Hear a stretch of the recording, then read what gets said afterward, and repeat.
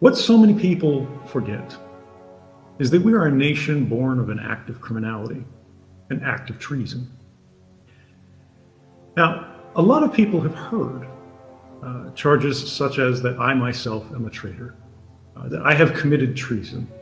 In fact, I have committed no treason. I have not been charged with committing treason, because treason is one of the few laws which is actually specifically written into our Constitution. It has a very particular definition, which is not at all in line with my political activities. But when we talk about treason, when we talk about traitors, when we talk about what it means to have a citizen say something that is so offensive, whether it is the revelation of a secret or a declaration of independence, that they are cast out beyond the law. They are persecuted, killed if captured, exiled, or other things. We need to think about why. Now, in my case, for those who are not familiar with my personal background, I do feel an obligation to talk briefly about why it is that we're here tonight, why we're having this conversation. We're going to be talking about surveillance in our lives. And this means we're going to be talking about power. Why? Because people are only interested in data, communications, surveillance, watching people for the utility that it provides. They don't do it for its own sake. Outside academia, there are not very many people who are looking at information for information's sake. Whether we're talking about Facebook, determining what ads you see, or something rather more concrete, information today is a convenient means. It's a mechanism for attaining a certain power. And that power today is control. Now, typically, in a democracy, our post-1776 democracy, control over the general outline of society is intended to be exercised by the people, with their will imposed upon powerful institutions, be they police, with their powers of detention, arrest, imprisonment, or even killing, or the military and spy agencies, or back into those powerful private entities, even corporations. But unfortunately, in that paradigm today, we have happened upon a problem. Surveillance technologies have outpaced democratic controls.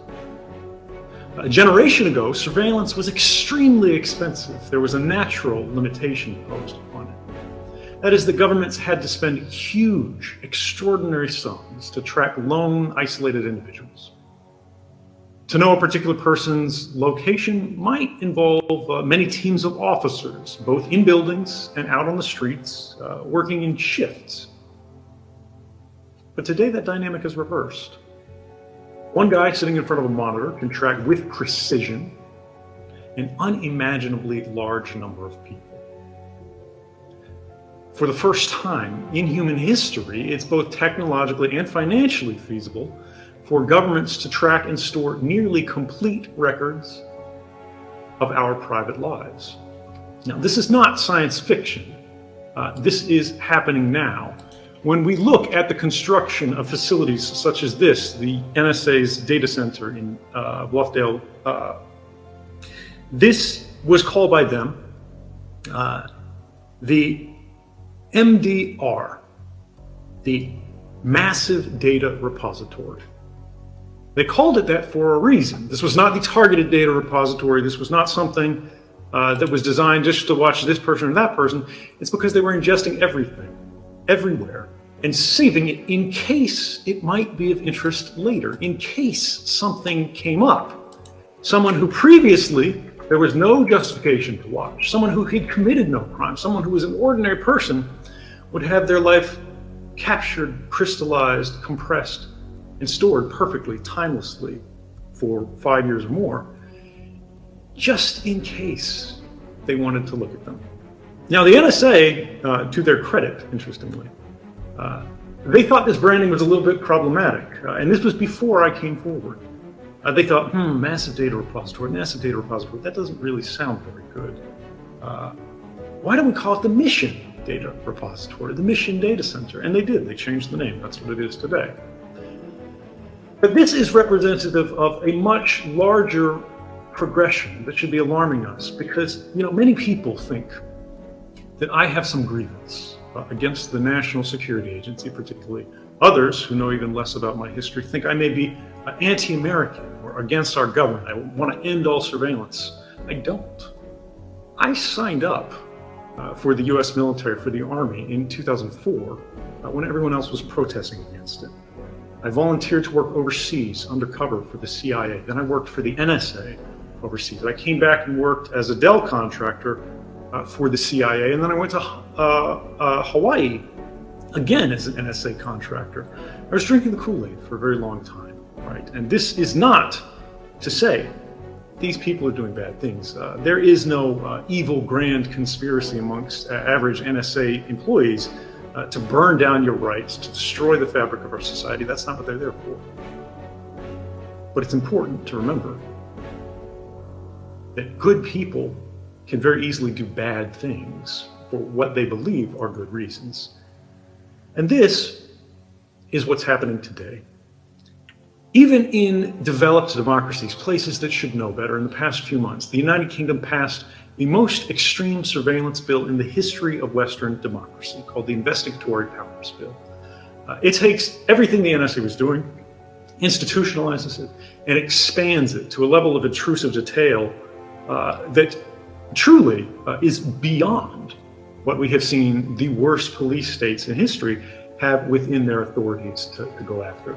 This is a law so authoritarian and so abusive that experts say it goes farther than laws like China and Russia, which I think we can all agree are no friend to civil liberties.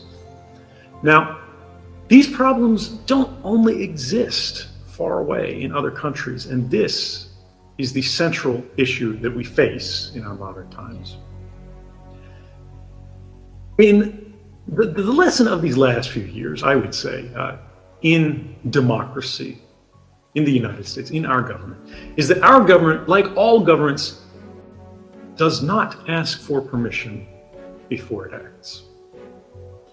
It deployed these capabilities, which the federal courts in the United States have said not only were unlawful for the entire history of their operation, more than a decade, not only that they had violated the rights of every man, woman, and child in the United States, but that they were likely unconstitutional, this is a direct quote, and Orwellian in scope. But they deployed these capabilities in secret, even when they knew in advance these programs were unlawful or unconstitutional, at least likely so, perhaps even because they knew this. And this effort succeeded for one particular reason. It was enabled because of failures in our intended mechanisms for congressional oversight. Courts that were unwilling to permit legal challenges. This would be in February of 2013, 4 months before I came forward.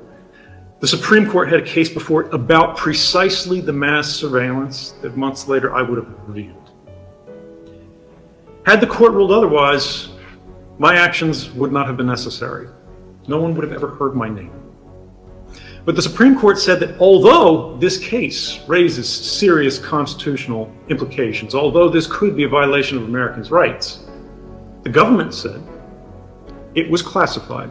The White House, the administration, the executive, said the plaintiffs, this would be Amnesty International represented by the American Civil Liberties Union, could not prove that they were being spied on. And if you can't prove that it's happening, the courts said we have no role in the controversy.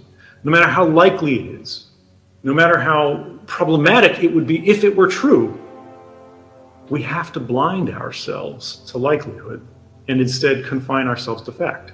And the government abused that. Now, perhaps this was okay, because we have a tripartite system of checks and balances in the United States. Of course, we have the legislature, we have the judiciary, we have the executive. What of the legislature?